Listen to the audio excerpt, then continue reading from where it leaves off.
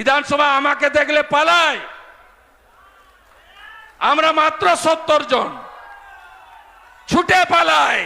একদিন কালো কাপড় পরে 29 নভেম্বর 2023 বিধানসভার সামনে বাবা সাহেব আম্বেদকরের মূর্তির সামনে বসে থালা বাজাচ্ছিল, বলছে মোদি চোর, অমিত শাহ চোর, বিজেপি চোর, ঘন্টা বাজাচ্ছে। কারণ ওই ডেটটা ও গেছে কালো চাদর টাদর মুড়ে।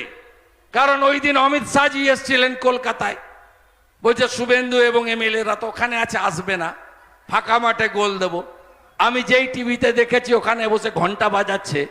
আমি অমিতজিকে এয়ারপোর্টে ছেড়ে গাড়িটা ঘুরিয়ে নিয়ে চলে এসেছে বিধানসভায়। এসেই একেবারে মুখের সামনে দাঁড়িয়ে চোর চোর চোর।